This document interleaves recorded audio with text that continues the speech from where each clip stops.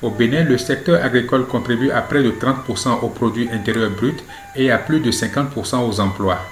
Si le secteur agro-silvo-pastoral et halieutique offre un réel potentiel de création d'emplois et de ressources financières aux jeunes ruraux, force est de constater le peu d'engagement de la jeunesse béninoise dans ce secteur.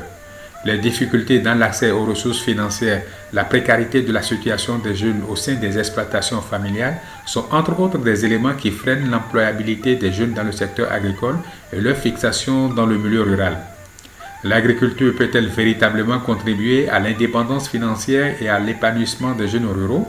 Quels mécanismes faut-il mettre en place pour favoriser l'engagement massif des jeunes dans le secteur agricole au Bénin?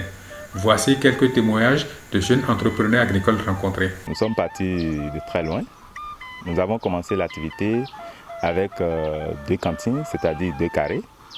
Et progressivement, avec l'auto-réinvestissement, nous sommes aujourd'hui sur une superficie d'un peu plus de 2 hectares.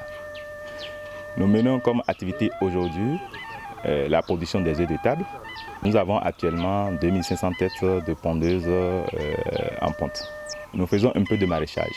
Donc nous intégrons les déchets issus de la production des volailles pour avoir un meilleur rendement au niveau de la production végétale. Ici, nous sommes dans la transformation du manioc en divers dérivés tels que le gari, tapioca, la farine panifiable, le lafou, l'amidon sec et les garis améliorés aux différents parfums tels que gingembre, curcuma, les épices et l'huile de coco. Avec cette entreprise, vous voyez là où nous sommes, c'est pour nous-mêmes. On n'était pas ici. Donc c'est tout ce qu'on a pu faire là où on était qui nous a permis d'avoir ici. Donc avec l'entreprise, on a déjà pu acquérir notre espace. Nous sommes sur 2600 mètres carrés. Donc c'est déjà un plus. Ici, nous sommes dans un système de production intégré. Vous allez voir, il y a de la production animale, de la production végétale, notamment le maraîchage. Et en matière de production animale, vous avez les lapins, vous avez la volaille locale et puis vous avez les petits ruminants. Bon, nous faisons un peu de la pisciculture aussi, juste pour ne pas gaspiller de l'eau. On intègre la pisciculture et puis le maraîchage. En dehors de cela, on a aussi des activités de prestation de services. Dès que les gens viennent prendre chez nous des plantes d'essence forestière, nous allons procéder au piquetage et puis ça nous fait entrer des ressources aussi. Nous sommes spécialisés dans la production maraîchère bio et dans la production halieutique, dans la transformation des produits agricoles et dans les pépinières forestières ornementales et fruitières, également dans le compostage. Nous formons également les jeunes dans l'entrepreneuriat agricole.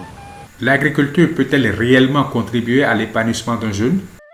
Non, pour l'instant, parce que quand on regarde un peu les conditions dans lesquelles nous travaillons, ça n'inspire pas d'autres jeunes.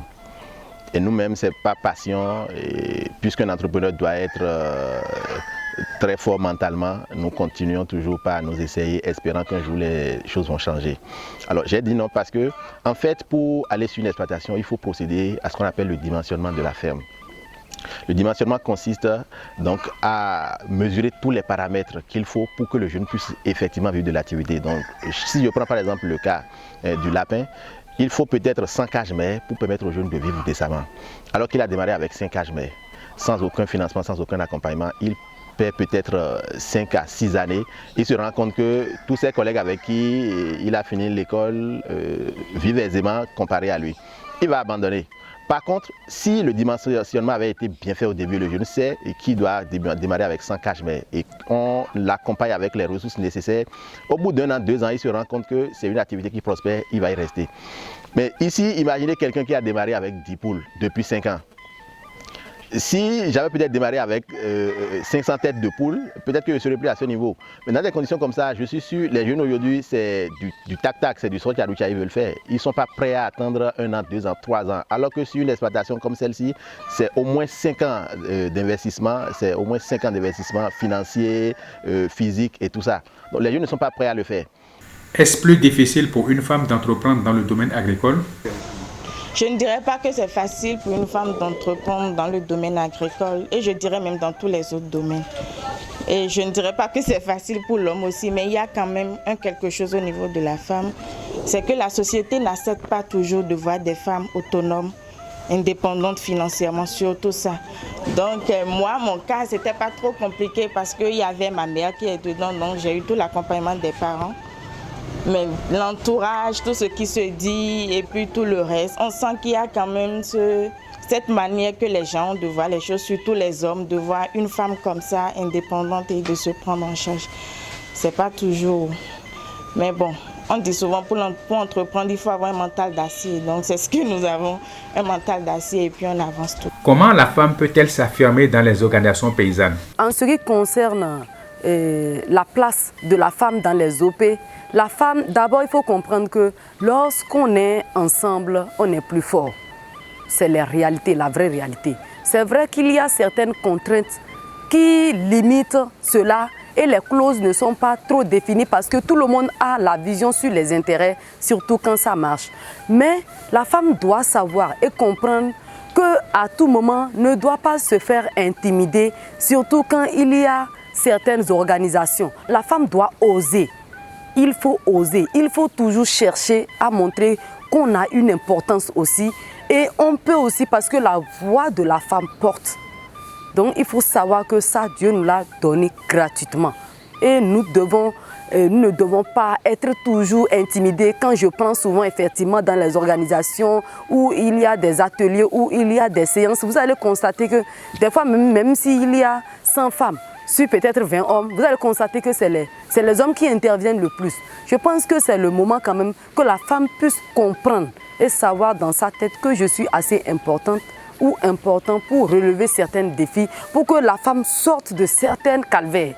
Pour approfondir les réflexions et partager les expériences pour une meilleure prise en compte des enjeux relatifs à la relève agricole et à l'insertion ou au maintien des jeunes dans le secteur agricole, la PNOPA a organisé du 25 au 27 août 2020 un forum national sur la problématique de la relève agricole et de l'emploi des jeunes ruraux. De façon spécifique, il s'agit de réfléchir et d'apporter des pistes de solutions aux défis auxquels sont confrontés les jeunes femmes et les jeunes hommes agriculteurs de la relève agricole au Bénin. Et enfin, déterminer une feuille de route des actions à mettre en œuvre pour la dynamisation du Collège des jeunes de la PNOPA. Plusieurs points forts ont marqué le forum. Il s'agit entre autres de la cérémonie d'ouverture présidée par le secrétaire général du ministère en charge de l'agriculture au Bénin, l'animation de panels sur la problématique de la relève de qualité des jeunes et leur émergence dans les mouvements paysans, et enfin, l'élection et l'installation du bureau du Collège des jeunes de la PNOPA. Nous, Lawani Koukouin Abouna, vous installons officiellement dans vos fonctions et à partir de maintenant, vous devez faire tout ce qui est en votre pouvoir pour relever les défis de la jeunesse béninoise. Vous êtes installés. Merci. En outre, une visioconférence a permis un partage d'expériences entre la Fédération de la relève agricole du Québec et les jeunes femmes et hommes de la relève agricole du Bénin. La promotion de la participation des jeunes à l'agriculture et l'utilisation de leur énergie et leur capacité d'innovation semble donc constituer l'occasion d'accroître la productivité agricole, de réduire la pauvreté rurale et d'améliorer la sécurité alimentaire des ménages et du pays. Dans ce contexte, le renouvellement des générations dans les exploitations familiales et au sein des mouvements paysans constitue deux enjeux de taille qui préoccupent la PNOPA et ses organisations membres.